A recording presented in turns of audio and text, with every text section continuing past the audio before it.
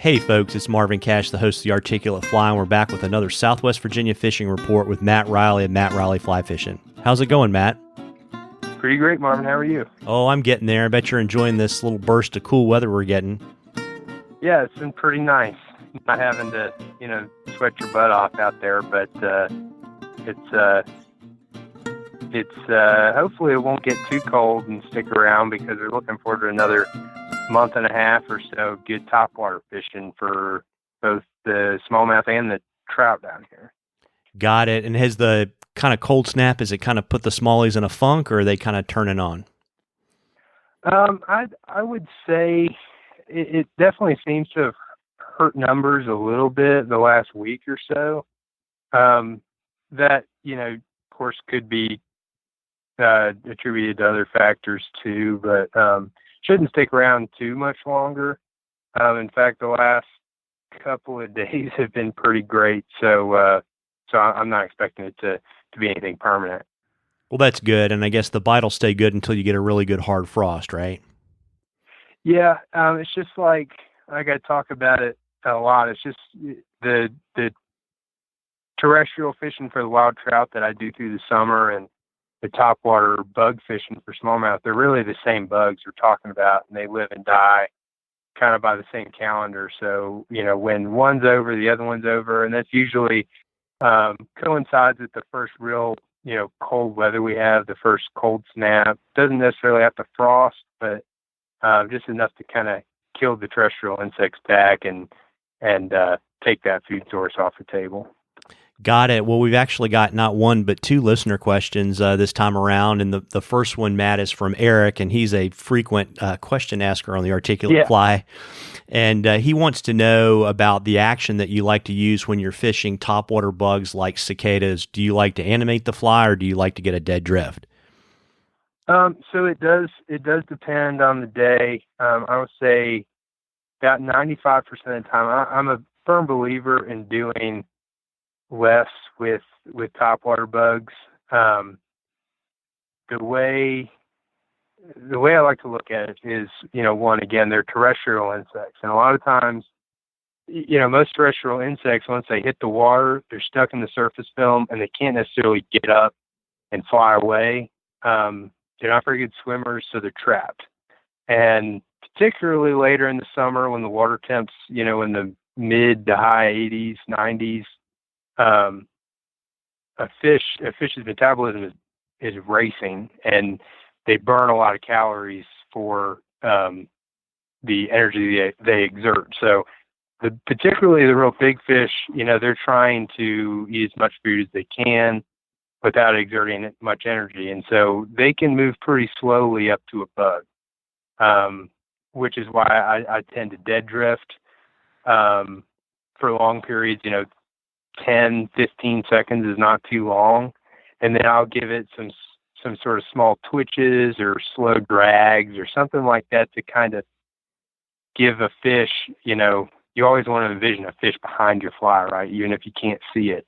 And so movement after a dead drift is kind of what I call a trigger. You're envisioning a fish down there that's looking at your bug and he's looking for a reason to eat it.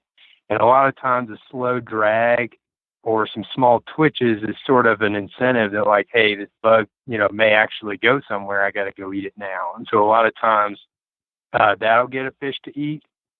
But then you do have days where, fish just aren't all that active. They're not really feeding heavily.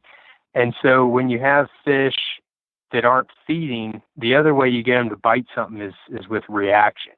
And so if you do have a slow day, you can do this with streamers too, and that works well. But if you do have a slow day, maybe a more active, loud retrieve is the way to go, and you'll get some reaction strikes. Not my favorite way to fish. It is fun if you can get a fish to aggressively hit a bug like that. But, there's time and a place for both. But about 90 to 95% of the time, I'm fishing pretty slow on top. Got it. Well, that's super helpful. And we've got another question from Alex Wood, and it's a two-parter, and it was probably a little bit more applicable about 2 weeks ago when he responded to the last fishing report.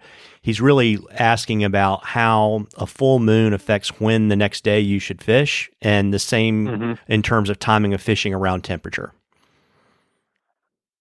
Well, in terms of the day, you say when's the next day you should fish, or when during the day? Yeah, when during the day. So if you've got a full moon the night before, the next day, when would you like to fish? And similarly, if it's really hot or the water's really hot, what time of day would you like to be fishing?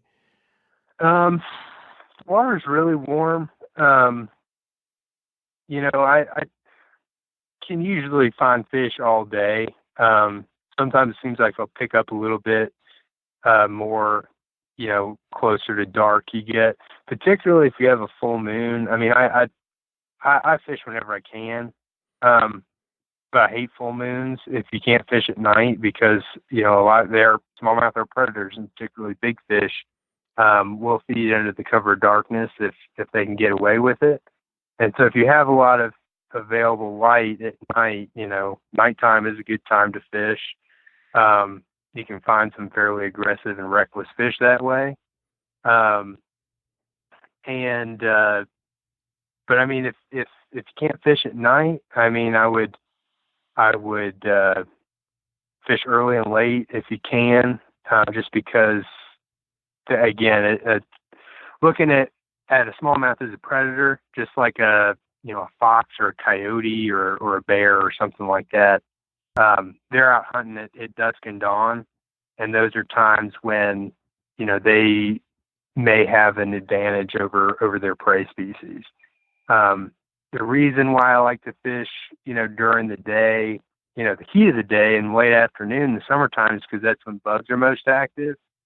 And particularly earlier in the summer, that's when the water is the warmest, and so you have fish that are eating the most under the warmest water conditions. Got it. Well, that's super helpful. And folks, keep the questions coming. And remember, if we read your question on the fishing report, you'll get some articulate fly swag, and you'll get entered for a drawing at the end of the season for some Matt Reilly original flies and some coupons for some Reilly rods. Another articulate fly tradition, Matt, I can't let you go if you don't tell us what your upcoming article in the Rural Virginian is going to be. Yeah. Well, it's squirrel season. Believe it or not, it's almost September. It's almost fall, and in Virginia, well, I guess technically this year it's dove season is the first of the hunting seasons. It's going to come in, but squirrel season is a favorite tradition of mine, and it's a long season in Virginia. I think we have like 5 months or something like that, but it starts first weekend in September, and so and people from well, in my readership do a lot of squirrel hunting, so that's an article I write every week or every year. Well, that's great. Well, I'll be sure to link to it in the show notes. And before I let you get back on the road, why don't you let folks know where they can find you so they can book you and fish with you? Yeah, the website is mattreillyflyfishing.com, and all my email and phone and social media info is on there. So however is convenient for you to contact me, that works for me. Well, that's really great. And folks, Labor Day weekend's coming up. You need to get out on the water and catch a few. Tight lines, everybody. Tight lines, Matt. Yeah, you too, Marvin.